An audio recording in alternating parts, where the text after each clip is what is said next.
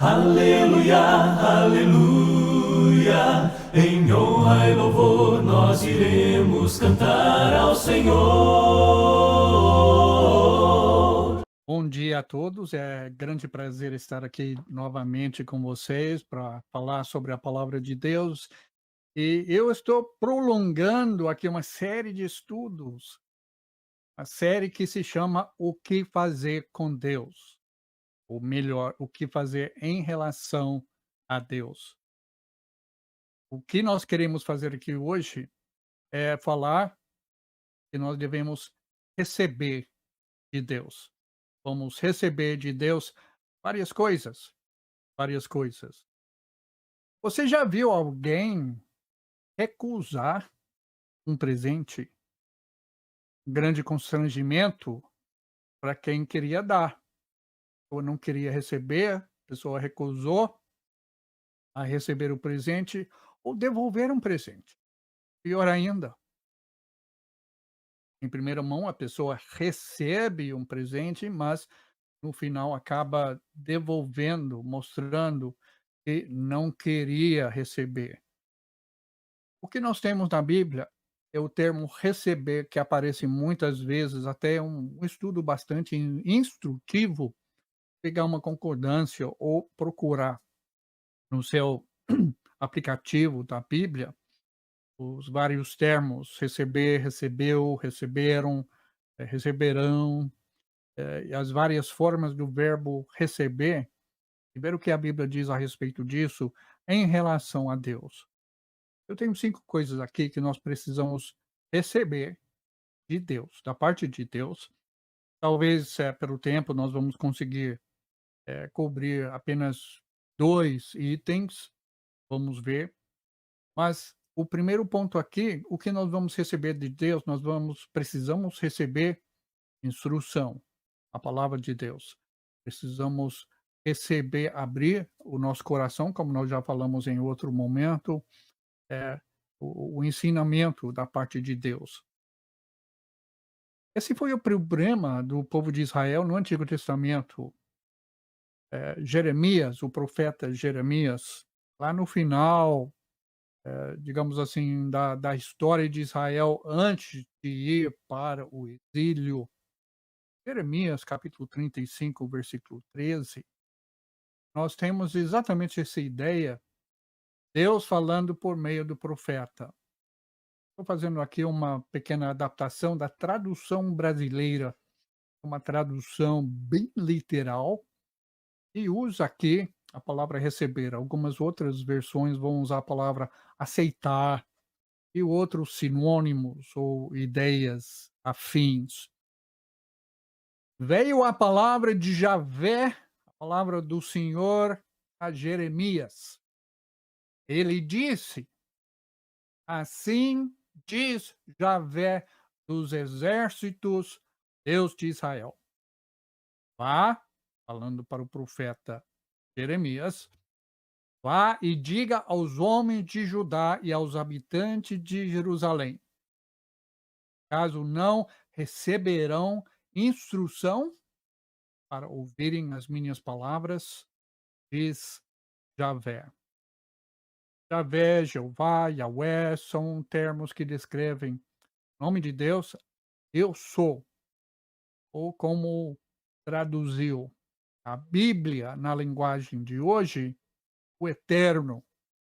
E a ideia é que o Deus que existe, tem fim, que não tem início. E aqui na tradução brasileira deixava Jeová, eu li como Javé. Deus, eu sou. Ele quer que o seu povo receba instrução. O povo de Israel era cabeça dura, era teimoso, queria fazer as coisas do seu jeito, recusou, recusou receber a palavra do Senhor.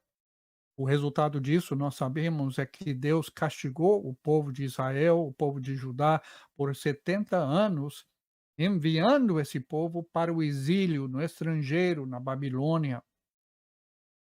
Então precisamos receber a instrução, receber a palavra do Senhor. Indo para o Novo Testamento, nós vemos a mesma coisa. O que fazer com Deus? Vamos receber dele a sua palavra, o seu evangelho. Evangelho significa boa nova ou boas notícias. Quando Paulo começa no capítulo 15 a tratar de um problema, alguns lá dentro da congregação estavam negando a realidade da ressurreição. E Paulo vai mostrar que a ressurreição é um ensinamento básico, essencial, necessário para você ser um cristão. E ele começa essa parte da sua carta para nós no capítulo 15, no primeiro versículo, ele escreveu assim: Irmãos, quero lembrar-lhes o evangelho que lhes preguei, o qual vocês receberam, no qual estão firmes. Nós precisamos receber o evangelho, mas nós estamos recebendo hoje no mundo religioso ensinamentos que não são evangelho. As pessoas falam de Deus, as pessoas falam de Jesus, as pessoas falam da Bíblia, mas é como Paulo disse em Gálatas capítulo 1, vocês estão trocando as coisas. Vocês receberam o evangelho e agora estão recebendo outro evangelho e nem evangelho não é. Exatamente essa situação que se tem hoje em dia. Gálatas, o problema foi a importação da lei de Moisés e a obrigatoriedade da observação dessa lei. Hoje são 1000 tradições humanas e nada tem a ver com o Novo Testamento e a palavra de Deus. Então, precisamos receber o evangelho. Em outro lugar, a Bíblia diz que nós precisamos receber a verdade. A verdade do evangelho. Precisamos abrir o nosso coração e a nossa mente para receber a verdade, mas temos que ter o juízo. Eu e um irmão fomos tomar café num lugar e um senhor, o dono do estabelecimento, falou alguma coisa mais ou menos nesse sentido. Ele falando, de umas pessoas, uns criminosos, na verdade. Ele falou: "Eu sei que a gente não deve julgar". Falei: "Pode parar aí. Não precisamos condenar, não cabe a nós. Nós temos que julgar. Nós temos que discernir. Todo lugar na Bíblia, nós temos instruções, como Paulo vai dizer em 1 Coríntios 14, de julgar profecias, saber se alguém está falando ou não a verdade, se esta é ou não uma revelação de Deus. 1 João capítulo 4, versículo 1 diz que nós temos que testar ou provar os espíritos. Espírito aqui representando ensinamentos. Temos que investigar, temos que julgar. Em João 4, versículo 24, Jesus estava falando para os judeus que estavam julgando o próprio Senhor, e ele não falou: "Não podem me julgar". Diz: "Não julguem de uma forma injusta, mas julguem com julgamento, com juízo justo. Vocês têm que me julgar". Olha só, Jesus falando: "Vocês têm que me julgar, mas têm que me julgar de uma forma correta". Então nós precisamos receber o evangelho. Você, minha amiga, meu amigo, você recebeu o evangelho verdadeiro? Se você não recebeu este evangelho, se você recebeu um outro evangelho desse mundo religioso tão confuso, tão errado, você não recebeu o evangelho salvador de Jesus Cristo. Paulo tinha falado em 1 Coríntios 15, versículo 1, o evangelho que vocês receberam e no qual estão firmes. Mas eles estavam prestes a jogar fora esse evangelho, de cortar, de deixar esse evangelho imperfeito, porque alguns estavam dizendo que não existe ressurreição. Paulo vai dizer: se não existe ressurreição, Jesus não ressurgiu dos mortos e a fé de vocês é inútil, é vã. Então vocês têm que entender qual é o verdadeiro evangelho e ficar nele, receber e guardar. Em 1 Tessalonicenses, capítulo 2, versículo 13, o apóstolo Paulo escreve novamente, mas dessa vez a congregação na cidade de Tessalônica, quando ele falou assim, para aqueles convertidos havia pouco tempo.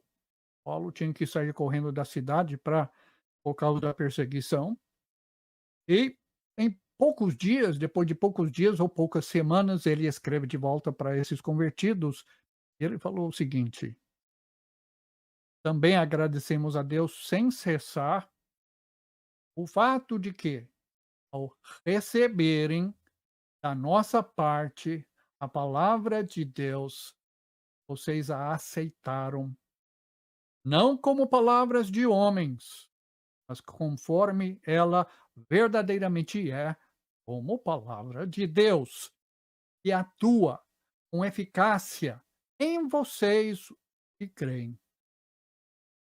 Vocês receberam a palavra de Deus. Deus usou os homens, Deus usou seu próprio povo para divulgar, para anunciar essa palavra. E esses tessalonicenses entenderam que essa palavra que eles ouviram da parte de Paulo e de outros não era apenas uma palavra de Paulo, não era uma palavra cuja origem estava no ser humano, mas sim na pessoa de Deus. E ele diz: vocês receberam essa palavra de Deus, vocês aceitaram, vocês obedeceram, vocês creram nessa palavra. O apóstolo Pedro também, na sua segunda carta, bem na abertura, primeiro capítulo, versículo 1, ele se identifica e fala para os seus leitores, seus destinatários. Ele falou assim: Simão Pedro, servo e apóstolo de Jesus Cristo, àqueles que, mediante a justiça de nosso Deus e Salvador, Jesus Cristo, receberam conosco uma fé igualmente valiosa. A Bíblia tem pelo menos dois sentidos para a palavra fé.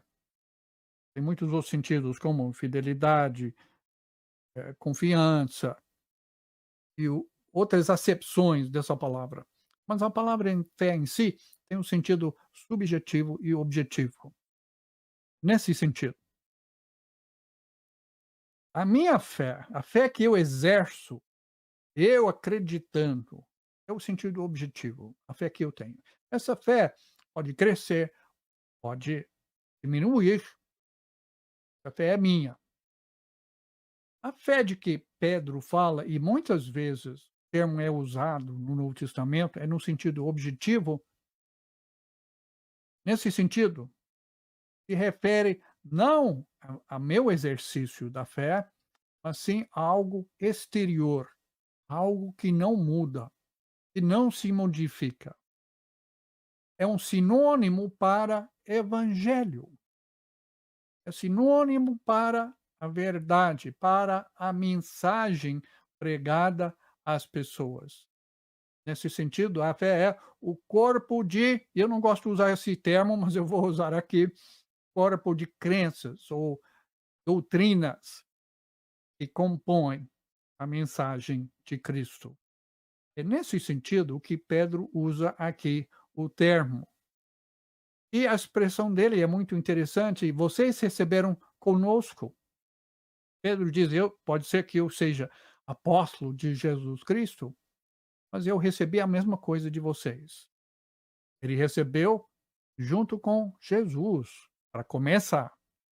Em Atos capítulo 2, Pedro e os outros apóstolos, os 11, receberam o Espírito Santo, que deu para eles tanto o conteúdo, a capacidade de falar a verdade de Deus, eles serem homens inspirados, como também a capacidade de falar em várias línguas para comunicar com pessoas que estavam lá naquele dia de Pentecoste, que vieram do mundo inteiro, todas as direções, de todas as regiões. Eles tinham essa capacidade, mas eles receberam a mesma fé, mesmo conteúdo, nada muda para ninguém, qualquer parte, em qualquer época. Vocês receberam conosco uma fé igualmente valiosa. Valiosa em que sentido? Na sua primeira carta, Pedro usava muito a palavra precioso. E tanto se você vai para o site do Projeto Alcance, alcanceweb.com, escrevi essa semana um pequeno artigo falando que uma dessas palavras que aparece, esse termo precioso, dentro de 1 Pedro, tem uma versão bíblica que deixou cair fora do seu texto a palavra precioso, se referindo no primeiro capítulo ao sangue de Jesus, o precioso sangue de Jesus.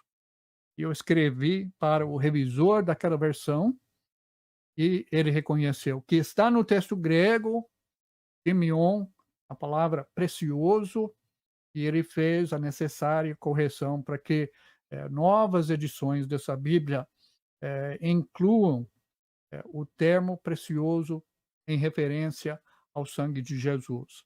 Pedro usa a palavra precioso para falar sobre o sangue de Jesus, sobre a nossa fé, sobre a nossa salvação. É nesse sentido que ele vai falar que nós recebemos, que vocês receberam conosco uma fé igualmente valiosa. Essa fé é valiosa porque ela nos traz salvação, a vida eterna. Podemos agora entrar na presença de Deus. Não existe outra fé que consegue fazer isso. Somente a fé que vem do Senhor Jesus Cristo. É a justiça de nosso Deus e Salvador, Jesus Cristo. Essa é a fé. Precisamos ter fé nessa fé. Espero que isso faça sentido.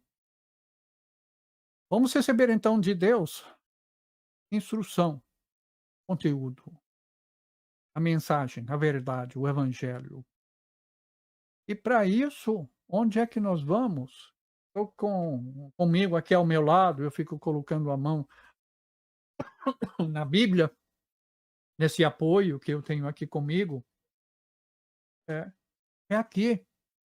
Você não vai receber a fé no mundo religioso, que tem tantas tradições, teologias, que tem tantas ideias, tantas interpretações da Bíblia. As pessoas dizem, cada um tem a sua própria interpretação. É verdade. E é errada. É errada essa situação de existir cada um com a sua interpretação.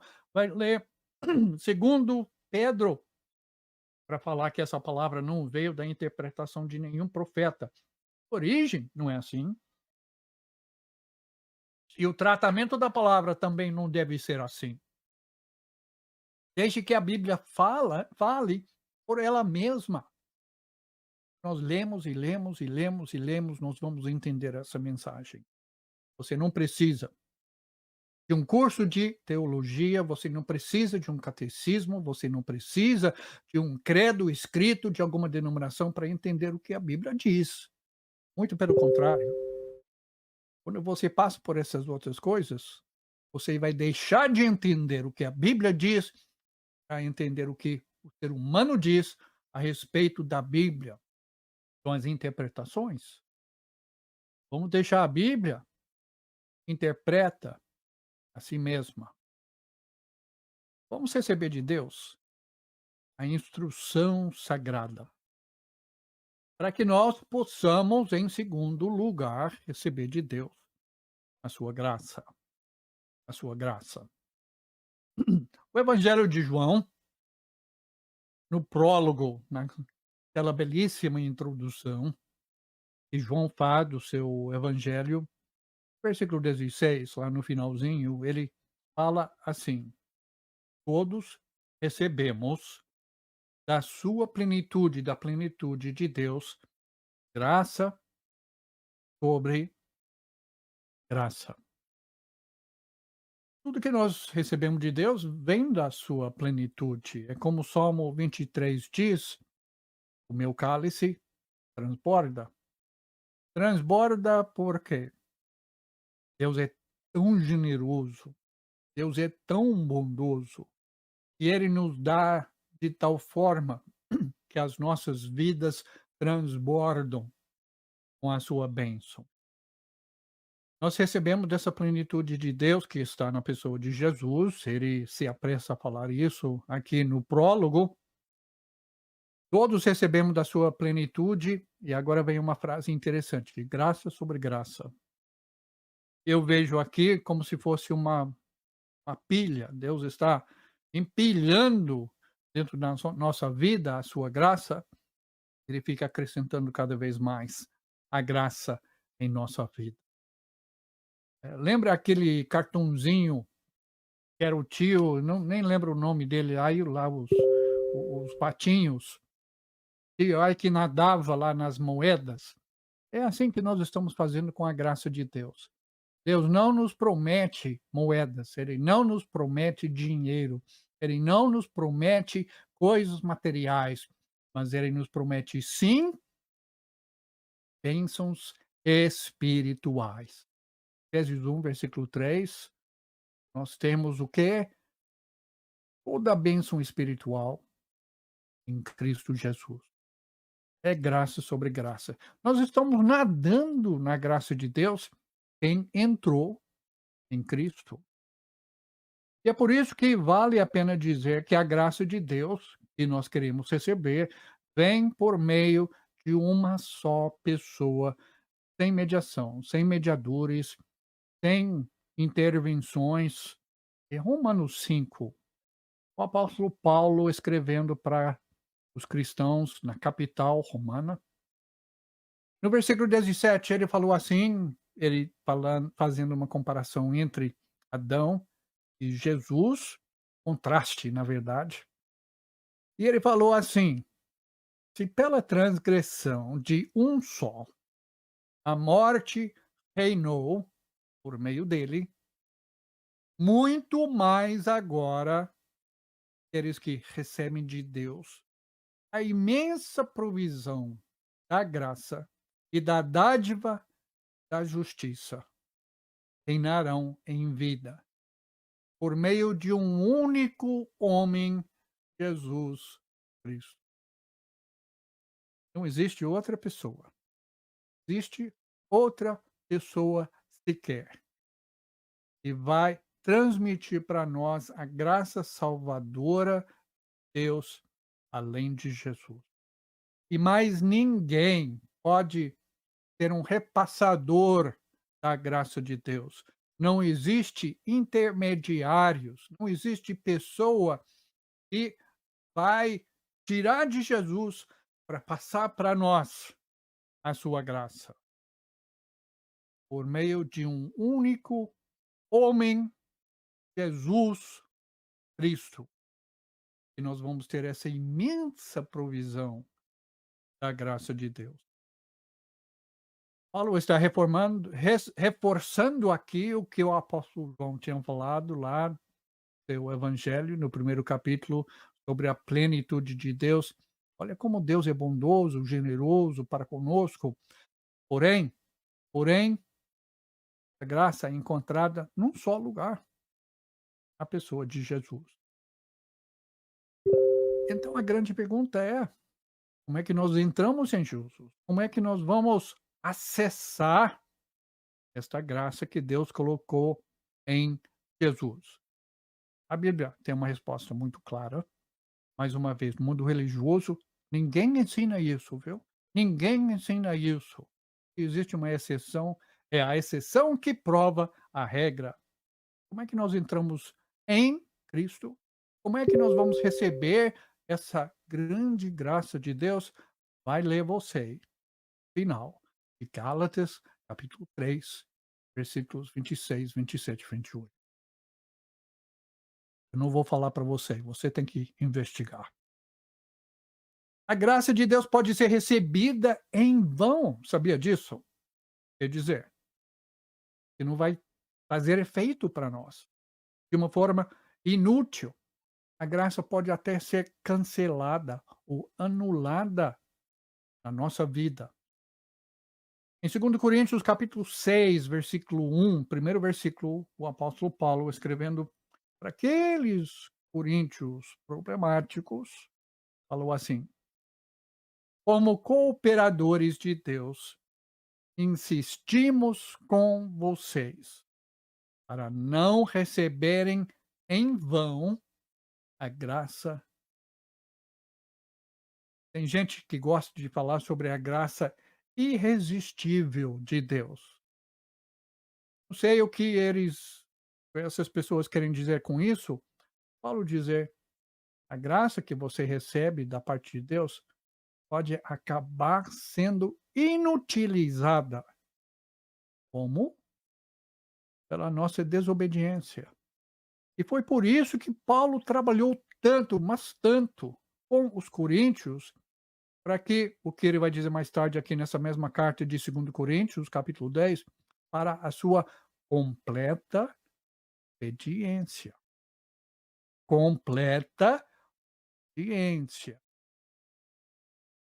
Primeira carta, ele tratou de tantos problemas, tentando corrigir, por quê? Porque a graça pode ser anulada, inutilizada. A graça pode se tornar, no nosso caso, coisa inútil, porque não deixamos essa graça continuar atuando na nossa vida pela nossa obediência, pela nossa fé, pela nossa submissão à vontade de Deus. Pode acontecer como que Paulo disse em Gálatas capítulo 5, versículo 4, e vamos cair da graça. Um evangélico escreveu um livro, Caindo na Graça. Ninguém cai na graça. Ninguém cai na graça. Você entra na graça. Você, pela sua obediência, pela sua fé, você entra na graça. Mas não cai na graça. Você pode sim cair da graça pela desobediência. Em Gálatas 2, versículo 21, Paulo disse assim: não anulo a graça de Deus.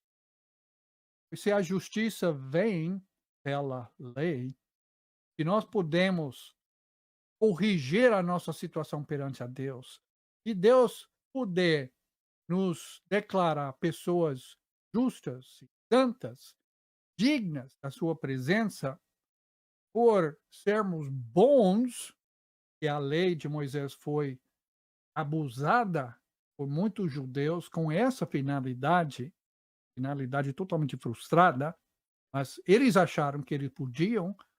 Lembra lá o publicano não, o fariseu no templo que Jesus contava, falando para Deus tudo que ele fazia. É para mim, como eu sou bom, isso Deus é obrigado a me salvar. Não tem nada disso na Bíblia, não. Quando você tenta justificar a sua vida pelo que você faz, pelas suas obras, geralmente são obras que você mesmo inventa, não são obras da própria Bíblia, coisas que, tipo lei de Moisés, mal usada para provar a sua bondade para com Deus.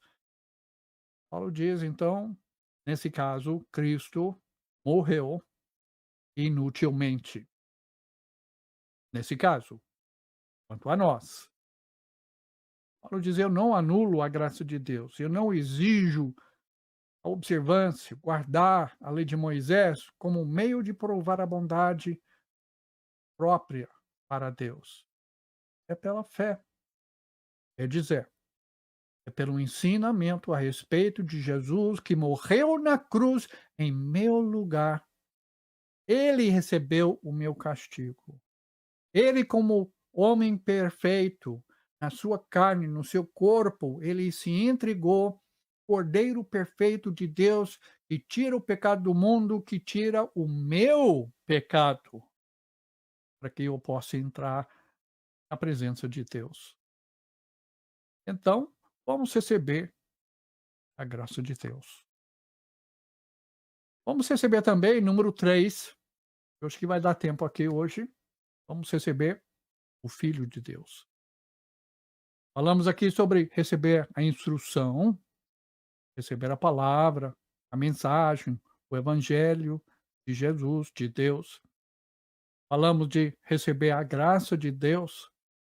Agora vamos falar em termos de receber o Filho de Deus.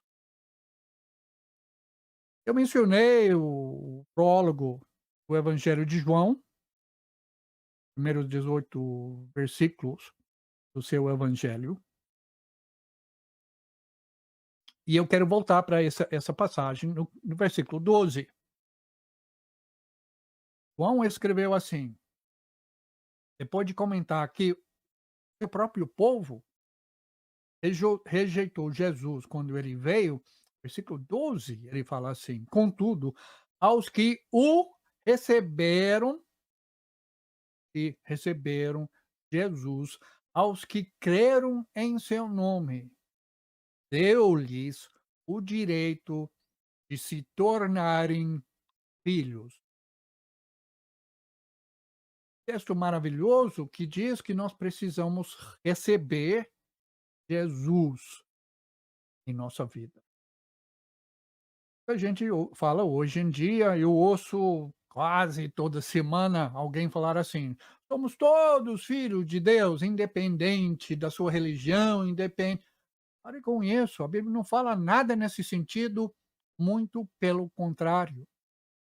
A Bíblia fala que nós não somos filhos de Deus por natureza, sim, nós somos filhos da ira, porque somos pecadores e merecemos a expressão da ira de Deus na sua condenação, que merecemos. É isso que nós somos. Mas quando nós recebemos Jesus, muda nossa situação. Nós, a partir dessa recepção de Jesus, nós nos tornamos os filhos ou filhas de Deus. João coloca aqui uma palavra que expressa tudo: aos que creram em seu nome. O que significa crer? No sentido bíblico, o crer leva necessariamente à obediência. Paulo, que escreveu a carta de Romanos, ele terminou essa carta com uma expressão: obediência da fé. Fé leva a obedecer os mandamentos do Senhor, e é nessa obediência, não é questão de mérito. Os evangélicos não entenderam nada sobre isso até hoje. Não é questão de mérito, é questão de esvaziar as nossas mãos do nosso próprio mérito, das nossas próprias obras, receber a graça de Deus por meio da obediência. João capítulo 3. João, repare bem isso. João não está se contradizendo. Tem gente que diz, está vendo? Ele falou aqui no primeiro capítulo, versículo 12, que nós temos que crer em nome de Jesus. Só, acabou, não tem mais. Capítulo 3, versículo 16. Quem crer no nome dele, ser salvo. Pronto, acabou, ponto. Não, não é assim. Antes de falar disso, em João 3, Jesus falou para Nicodemos como se tornar filho de Deus. Como nascer de novo. Nascer na família de Deus. Olha lá, água e espírito. Tem uma preposição naquele versículo João 3, versículos 3 e 5, uma preposição que significa é o mesmo evento, água e espírito. É a água da imersão, que é o espírito, aplicando à nossa alma graça purificadora e salvadora do Senhor Jesus Cristo. Antes de João Batista, João o imergidor, os judeus se imergiam sozinhos, cada um sozinho. João começou algo diferente e nós vemos esse mesmo princípio na imersão de Jesus, que Jesus ensinou a praticar. Nós não nos imergimos sozinhos, nós nos colocamos nas mãos de outra pessoa e aquela pessoa nos coloca embaixo da água. Nós estamos nos submetendo ao mandamento do Senhor. Nós estamos nos sujeitando passivamente a esse ato como sinal de que, nessa submissão, o Senhor vai perdoar os nossos pecados e purificar as nossas almas. 1 Pedro 1, versículo 22, diz exatamente isso, que nós purificamos as nossas almas como? Pela obediência à verdade. Precisamos receber o Filho de Deus. Deus nos dá essa grande bênção. Lembra o que Jesus falou em Mateus capítulo 7, versículo 21? Receber Jesus não é apenas falar: "Eu aceito Jesus como meu Senhor e Salvador". Isso é uma confissão boa, uma confissão necessária. E no Novo Testamento nós vemos que essa confissão é feita primeiro no momento do batismo, no momento da imersão na água para receber a remissão, o perdão dos pecados. Receber Jesus não é apenas falar. Também não é levantar a mão dentro de um auditório para sinalizar que eu quero receber Jesus. Oi, oi, oi. Não, nem é para orar. Nem a oração resolve a questão de eu receber Jesus para ser salvo. Bíblia, Novo Testamento, em lugar nenhum ensina a pessoa sem Jesus a orar para receber Jesus e a sua salvação. Não está na Bíblia. Essa prática de fazer uma oração, você vai ver, eles vão sempre te dar uma oração a citar, uma oração inventada. Isso aconteceu nos anos 50, 1950, essas orações que se vê por aí, faça esta oração. Isso não existe na Bíblia, não está lá. E se ensina dentro do Novo Testamento é a imersão na água para receber o perdão dos pecados. Isso sim. Jesus disse em Mateus capítulo 7, versículo 21, não é todo aquele que me diz Senhor, Senhor, que entrará no reino dos céus, mas apenas aquele que faz a vontade do meu Pai que está nos céus. Eu estou lendo isso da Nova Versão Internacional, que é uma versão publicada, editada, traduzida, na maior parte, por protestantes. Protestantes. A Bíblia traduzida e publicada por protestantes, e não falo a Bíblia evangélica não, porque a Bíblia é uma só. Uma só. Mas essa versão foi traduzida, na maior parte, nós tivemos alguns irmãos nossos que ajudaram nisso, nesse projeto, mas na maior parte por evangélicos, em português foi. Totalmente de evangélicos, protestantes, publicado por protestantes, e está na Bíblia, a Bíblia deles. Tem que fazer a vontade de Deus para entrar no reino dos céus. Apenas aquele que faz a vontade de Deus. Isso é ensinamento de Jesus para todas as pessoas, em todas as épocas, em todos os lugares. E isso aplica a nós também.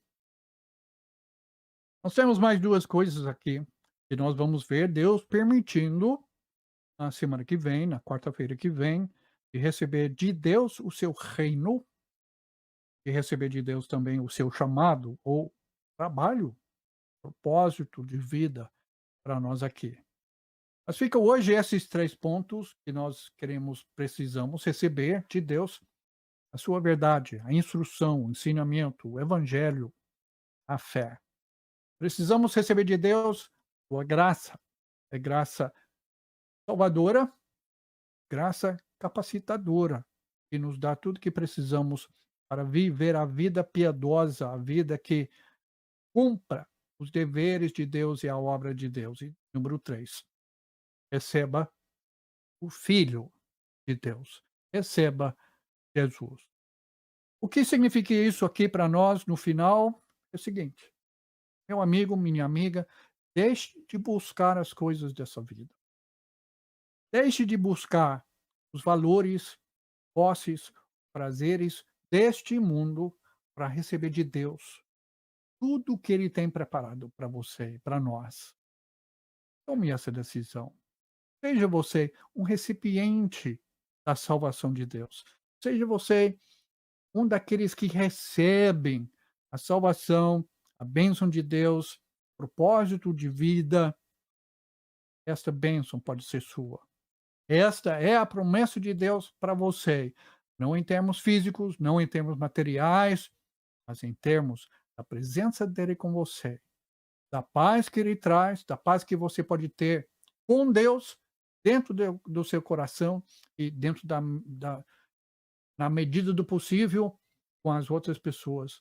A tranquilidade, a esperança, a fé, o amor, tudo isso pode ser seu, recebendo a pessoa de Jesus.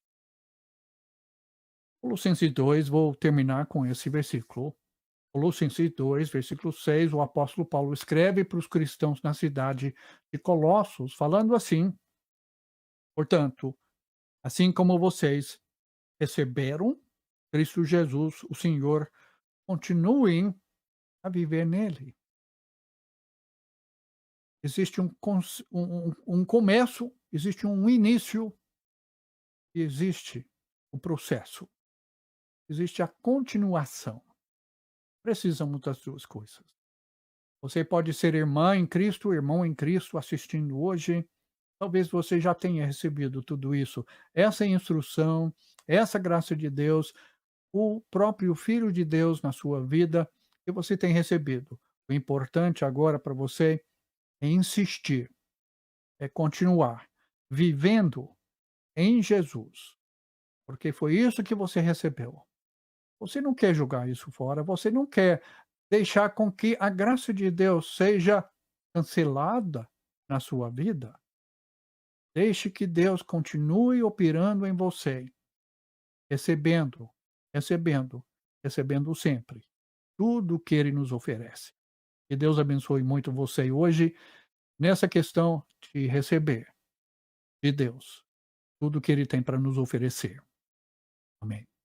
Em honra e louvor adoremos na santa presença do Deus Criador.